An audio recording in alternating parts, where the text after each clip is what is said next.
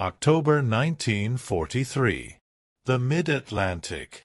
A gray, churning expanse of salt and iron where the air carries the biting chill of early winter and the relentless spray of the deep ocean. Inside the cramped, humid hold of a Liberty ship, several hundred men in tattered field-gray uniforms sit in a heavy, brooding silence. They are soldiers of the Afrika Korps and veterans of the Sicilian retreat, men who have spent years under the rigid discipline of the Wehrmacht.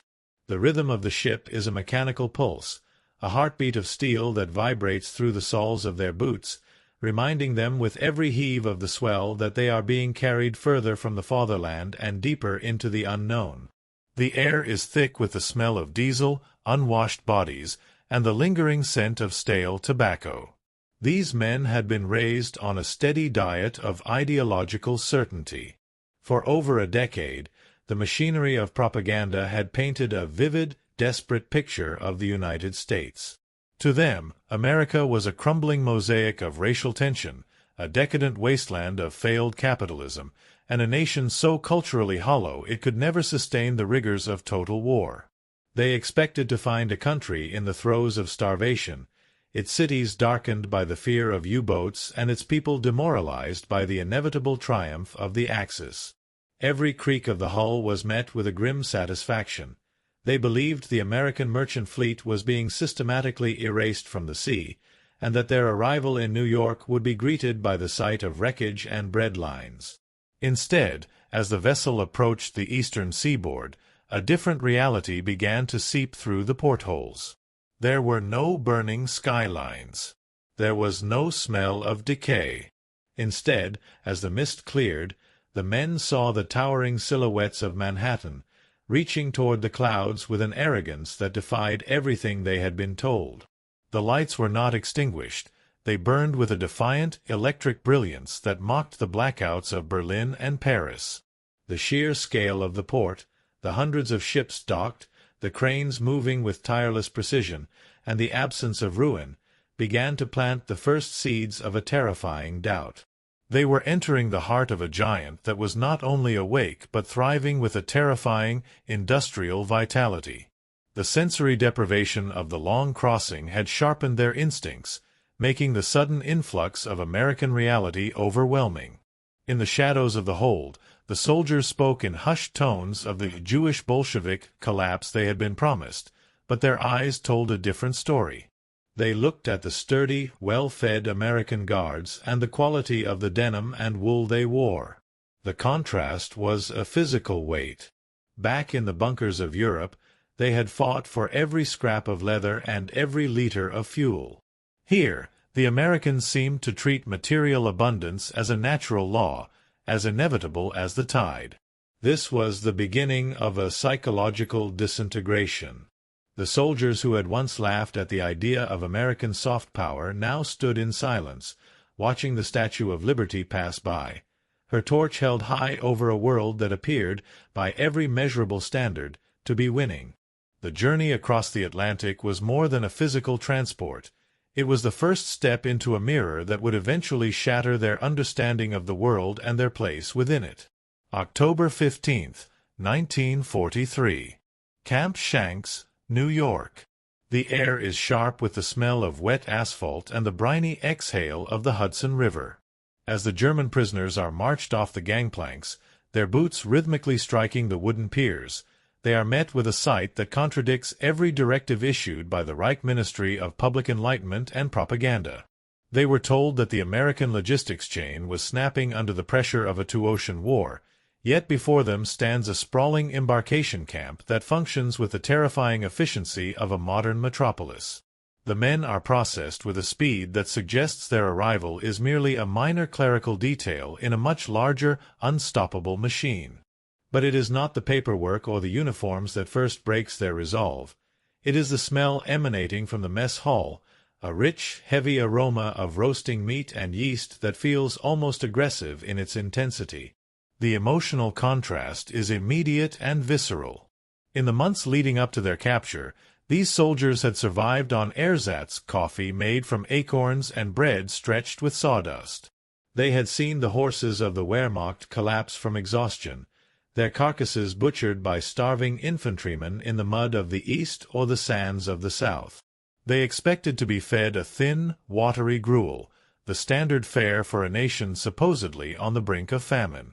Instead, they are ushered into a brightly lit hall where white-capped cooks serve portions that appear, to the German eye, like a form of psychological warfare. On each tray sits a mound of white bread, soft, bleached, and plentiful, alongside thick slabs of beef and bowls of sugar. To a man who has been taught that the Aryan race is the only one capable of such organizational mastery, the sight of a mongrel nation providing its captives with more calories than a German frontline soldier receives is a devastating blow. The historical reality of this moment was a logistical marvel. The United States was producing food at a rate that allowed for the maintenance of its own massive military, the relief of its allies, and the lavish feeding of nearly 500,000 enemy prisoners.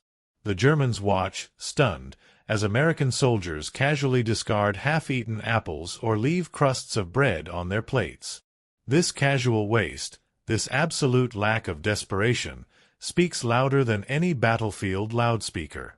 It suggests an economy so vast and a soil so fertile that the concept of scarcity has been entirely deleted from the cultural lexicon. The prisoners eat in a state of confused hunger, their hands shaking as they handle silverware that isn't pitted with rust. This first meal serves as a quiet, domestic prelude to a larger ideological surrender. The German officers, attempting to maintain a facade of superiority, whisper that this is surely a Potemkin display, a singular feast designed to deceive them before the real starvation begins. Yet, as they look around, they see the same abundance reflected in every corner of the camp. The sheer volume of coffee, the bowls of fruit, and the presence of genuine butter become symbols of a looming defeat. They had been told they were fighting a dying world, but as they taste the sweetness of American sugar, they begin to realize they are actually at war with a future they cannot possibly hope to outproduce or outlast. October 18, 1943. A railroad siding in New Jersey. The rhythmic clatter of steel on steel begins as a long chain of Pullman coaches and freight cars lurches westward. Inside the passenger cars, the German prisoners sit in plush, upholstered seats, a luxury unthinkable for transport in the European theater, where 40 men or 8 horses was the standard for cattle car transit. They lean their foreheads against the glass, eyes wide, as the industrial sprawl of the coast gives way to the rolling hills of Pennsylvania and the endless fertile plains of Ohio. The train moves with a relentless mechanical confidence, carving through a landscape that is utterly untouched by the scars of war. There are no craters, no charred skeletons of farmhouses, and no anti-aircraft batteries scanning the horizon. The historical significance of this transit was a quiet but devastating form of intelligence. While the German High Command issued reports of American cities being leveled by secret weapons or paralyzed by civil unrest, the reality outside the window was one of terrifying tranquility. The prisoners watched as the train passed through small towns at twilight. They saw streetlights flickering on by the thousands, illuminating quiet neighborhoods where children played in yards and automobiles sat in driveways.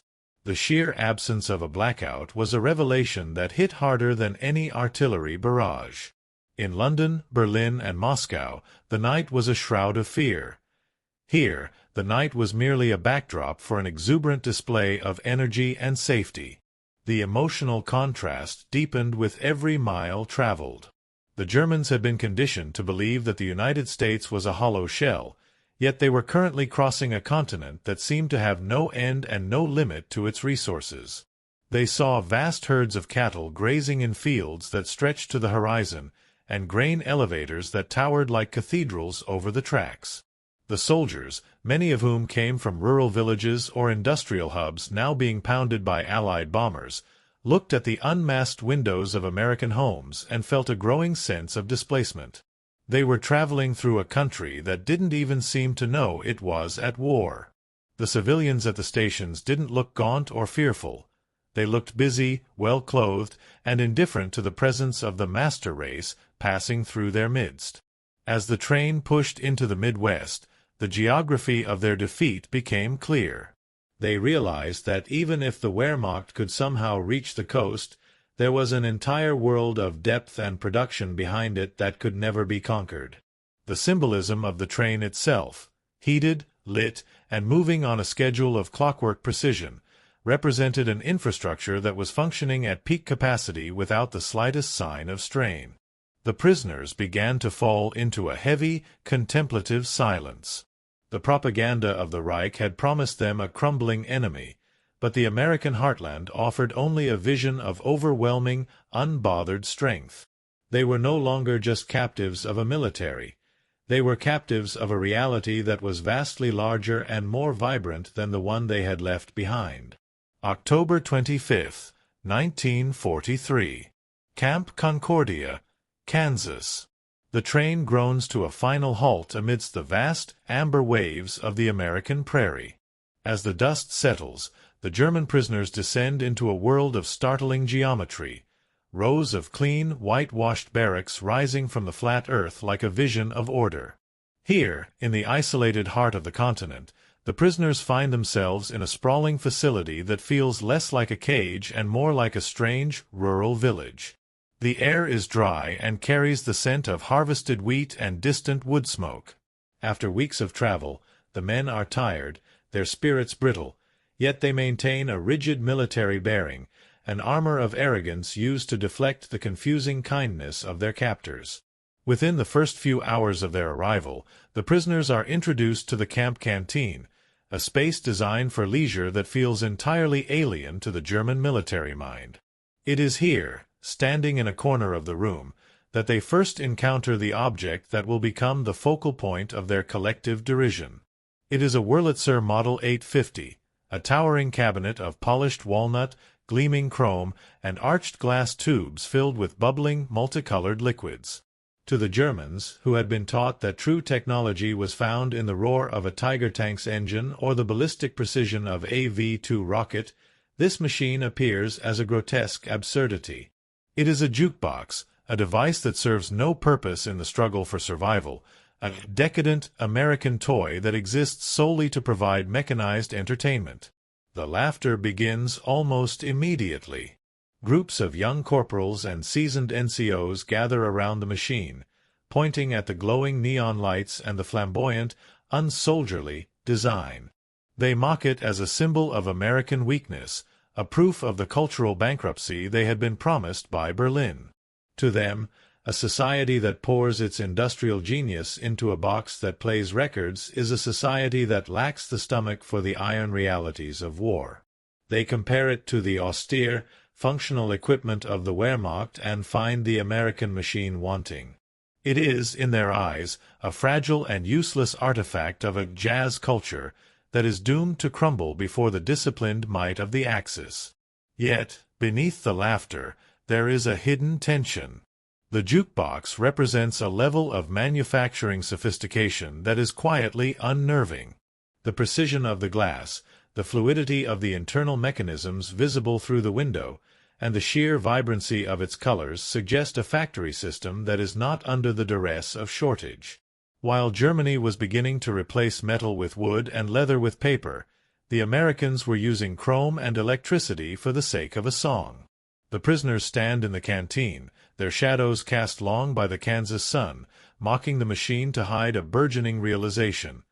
They are in a place where even the toys are built with a quality that rivals their weapons. The laughter is loud and performative, a desperate attempt to maintain their worldview in the face of an abundance that they cannot yet comprehend, but which is already beginning to hum with a low, electric power. November 1943. The interior of the administrative block at Camp Concordia. The air is filtered through industrial vents, carrying the faint, sterile scent of floor wax and mimeograph ink. Here, the historical context of the American prisoner of war program reveals a strategy that was as much about ideology as it was about logistics. Unlike the brutalized camps of the Eastern Front or the desperate enclosures of the Pacific, the American system was governed by a strict, almost fanatical adherence to the Geneva Convention. This was not merely a matter of legal obligation. It was a deliberate demonstration of the democratic ideal. The Americans believed that by treating the enemy with a dignity they had been taught was a sign of weakness, they could dismantle the psychological foundations of the Nazi state. The German prisoners, however, viewed this adherence to international law with a mixture of suspicion and profound confusion. They had been indoctrinated to believe that the weak were meant to be crushed and that mercy was a luxury afforded only to the dying. In the early weeks, many of the NCOs interpreted the clean sheets, the access to libraries, and the fair pay for labor as evidence of American softness. They suspected a trap, or, more accurately, they assumed the Americans were simply too undisciplined to impose the iron fist of military necessity. They watched the camp guards, often men who spoke to them with a casual, egalitarian directness, and felt a lingering sense of superiority. They expected a struggle for survival. Instead, they were offered a contract. Historical records of the time show that the United States government spent millions of dollars ensuring that the calorie counts and living conditions of these prisoners met or exceeded international standards. The prisoners were paid in canteen coupons, allowing them to purchase luxuries like chocolate, cigarettes, and beer. This was a radical departure from the experience of American and British soldiers held in Germany, who were currently wasting away on turnip soup and black bread. The emotional contrast was a slow-acting poison to the German worldview. Every day that passed without a beating, every afternoon spent in a classroom learning English, and every evening spent in a well-heated barracks eroded the credibility of the officers who claimed that the Americans were subhuman barbarians. The jukebox in the canteen stood as the silent sentinel of this cultural experiment. It was a machine that required no coercion to operate. It merely waited for a coin and a choice. The Americans didn't force their music on the captives. They simply made it available, a recurring symbolic object of a society that valued individual preference over collective indoctrination. The prisoners began to notice that the guards didn't march to the music. They leaned against the walls and listened, their rifles slung casually over their shoulders. This lack of rigidity was terrifying to men whose entire lives had been structured by the goose step. They were beginning to see that the American weakness was actually a form of immense, relaxed power, a power that didn't need to shout to be heard.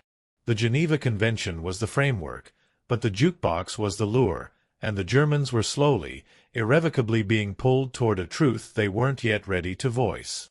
November 12, 1943. 1800 hours.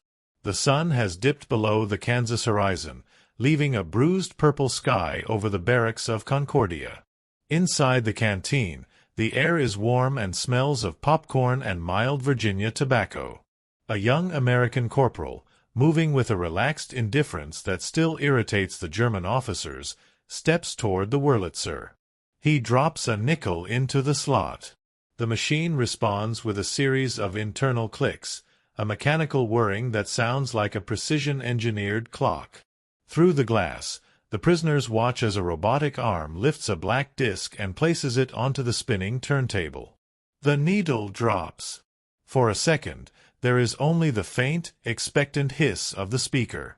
Then, the room is flooded with the brassy, soaring opening of a big band swing number. The transformation is instantaneous. The laughter that had filled the room only days prior evaporates, replaced by a stunned, heavy silence. It is not just the melody that captures them. It is the technical fidelity of the sound. The music is rich, layered, and pulsates with a rhythmic complexity that feels like a physical force. For men who had been surrounded by the dissonant screams of Stuka sirens and the monotonous thunder of artillery, this organized explosion of joy is a sensory shock. The jukebox is no longer a decadent toy. It is a weapon of cultural projection. The sound is so clear, so polished, that it challenges their deep-seated belief in German industrial supremacy. They realize that while their nation was perfecting the sounds of destruction, the Americans were perfecting the sounds of life. The prisoners stand frozen, some with cigarettes halfway to their lips. They listened to the intricate interplay of the trumpets and the steady, driving beat of the drums. This is the jazz, they were told, was the frantic noise of a dying civilization. Instead, they find it to be a sophisticated, exuberant language of confidence. The music doesn't demand obedience. It invites movement. They watch the American guards, who are casually tapping their feet or nodding their heads, and the contrast in body language is devastating. The Germans are rigid, held together by the glue of indoctrination and the fear of failure. The Americans are loose, held together by a shared sense of ease. The music of the jukebox becomes a sonic representation of that ease, a society so secure in its power that it can afford to be playful. As the record spins, the recurring symbolic object, this glowing box of chrome and song, begins to dismantle the ideological walls within the room. A soldier from a bombed-out district in Hamburg stares into the bubbling neon tubes, his eyes reflecting the shifting colors. He is thinking of the silence of his own streets, the grim broadcasts of the People's Receiver radio, and the heavy Wagnerian darkness of the Reich. Here, in the middle of a Kansas prairie, he is hearing a music that sounds like victory. It is the sound of a nation that has so much steel it can make chrome trim, so much electricity it can light up a corner for a nickel, and so much freedom that it allows its music to swing. The music doesn't stop, and as the next record drops into place, the German laughter is gone, replaced by a quiet, burgeoning terror that they have been fighting the wrong war against the wrong enemy. December 1943. The winter air over the Kansas plains is brittle and still, yet inside the confines of the camp's administrative barracks, the intellectual atmosphere is one of profound turbulence. The historical evidence of this period is preserved not in the booming declarations of generals, but in the private, frantic scratchings of pen on paper found in the letters home. These documents reveal a military hierarchy in a state of quiet collapse. German officers, once convinced of their ideological invulnerability, began to report a disturbing trend among the rank and file. The men were no longer making jokes about American degeneracy. Instead, they were asking questions that the Nazi handbook could not answer. They were seeing a standard of living that made the promises of the Third Reich look like a poverty-stricken lie. The emotional contrast was sharpening into a weapon of self-reflection. Documented accounts from the time describe the jukebox effect as a genuine psychological phenomenon. One corporal wrote to his family in Bavaria, describing the machine not as a toy, but as a symphony of precision. He noted that while their own propaganda spoke of American chaos, the jukebox offered a mechanical perfection that surpassed anything he had seen in the Ruhr Valley. The mockery had been replaced by a brooding, heavy curiosity. The men would gather in the canteen, not to laugh, but to study the machine's operation. They watched the way the arm selected a record with a graceful, effortless certainty, a metaphor for an industrial machine that could produce thousand-plane raids with the same ease it produced a 3-minute song. This was the pivot point of their transformation. The arrogance of the master race was built on the belief that they held a monopoly on order and technical mastery. But the jukebox, with its glowing, bubbling tubes and its flawless acoustic output, was a recurring symbolic object that proved otherwise. It suggested a society that was so far ahead technologically that it could afford to waste its genius on pleasure. This realization was more demoralizing than any battlefield defeat. A soldier could rationalize a lost battle as a fluke of luck or a mistake in leadership, but he could not rationalize the sheer, overwhelming abundance of a nation that could mass-produce such intricate machines for the simple purpose of entertainment. In the quiet hours after the canteen closed, the barracks hummed with a different kind of energy. The soldiers began to talk, not of the final victory, but of the sheer impossibility of defeating a country that had so much of everything. They saw the American guards reading magazines full of advertisements for shiny cars, refrigerators, and vacuum cleaners, goods that even the wealthiest Germans could only dream of during the height of their conquests.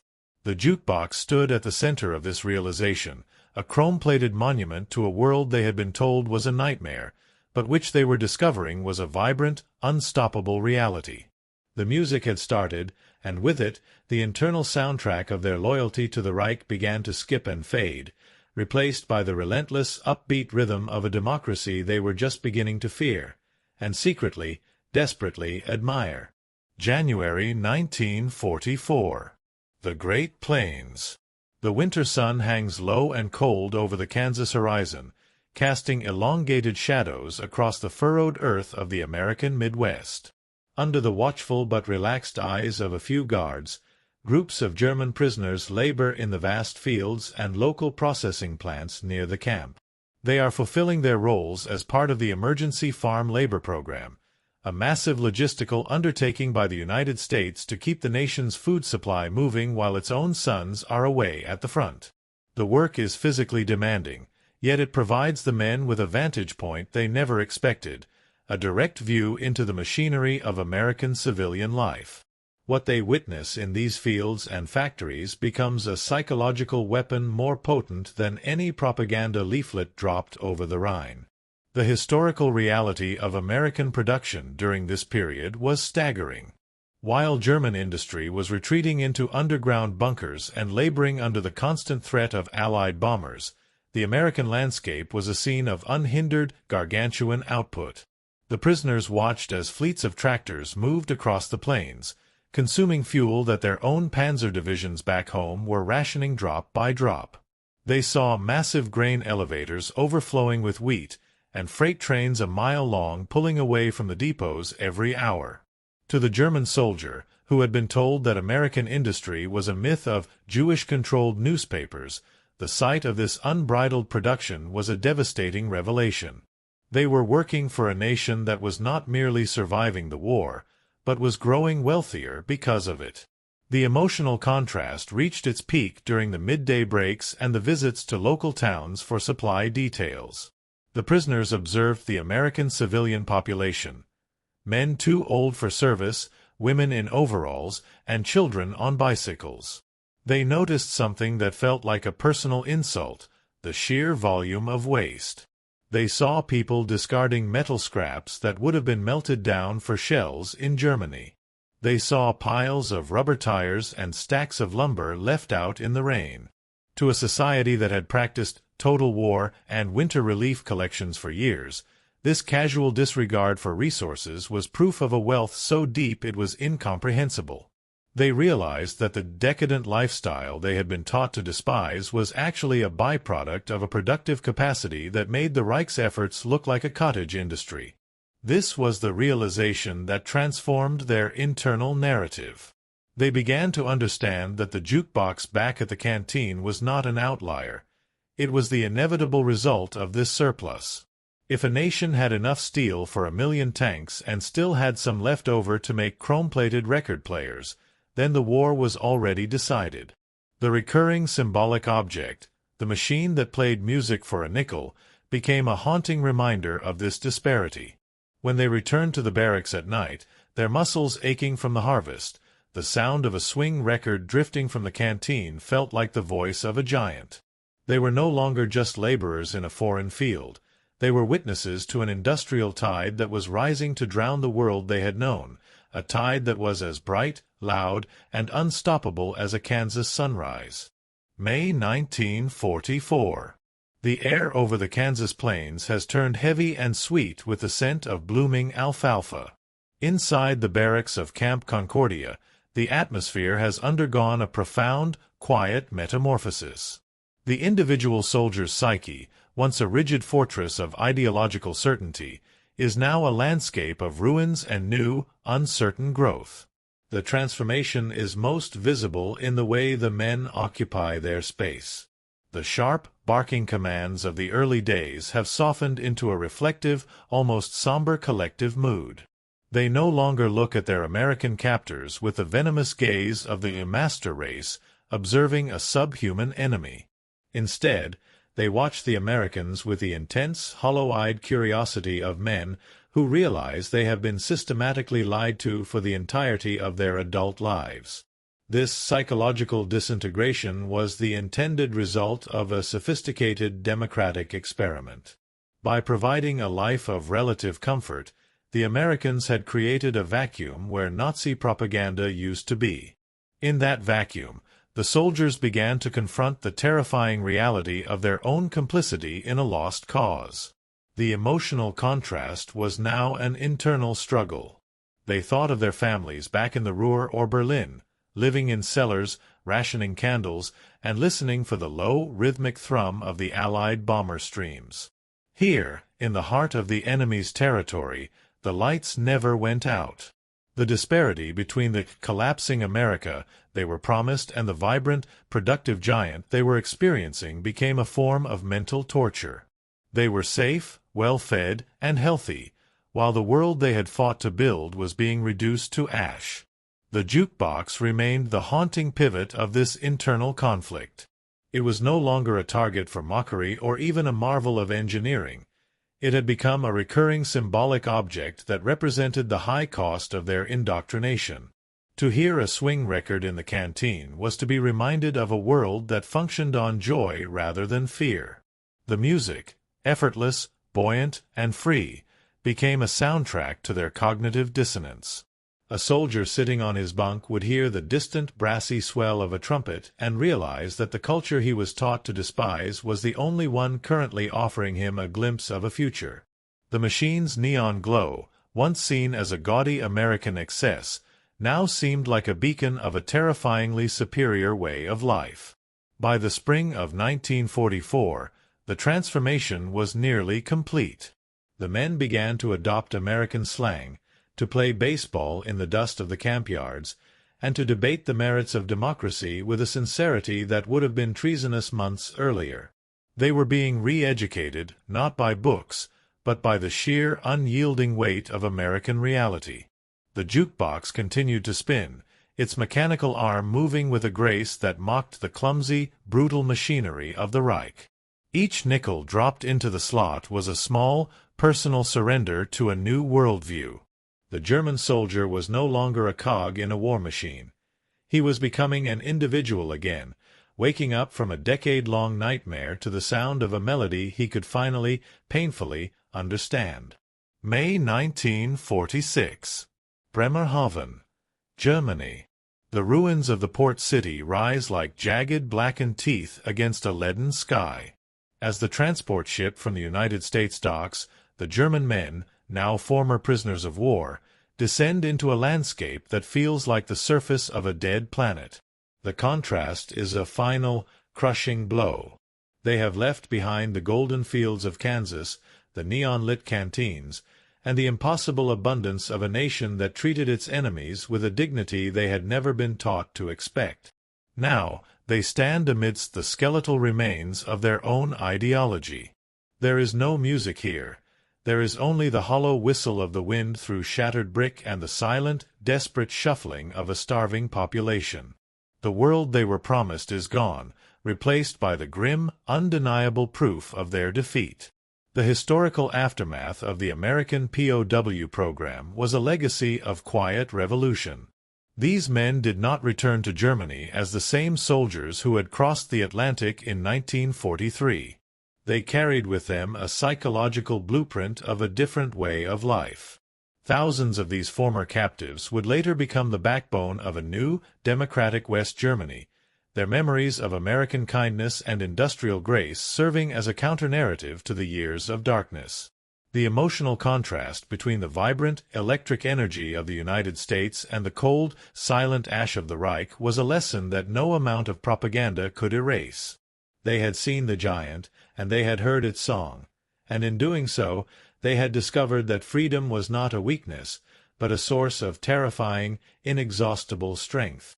The jukebox, once a target for their laughter, remained the singular symbol of this realization. In the years following the war, as Germany began its slow, painful reconstruction, the machine began to reappear in the cafes of Berlin and Munich. For the veterans who had served time in Kansas, the sight of a Wurlitzer was a haunting bridge to their past. It represented more than just music.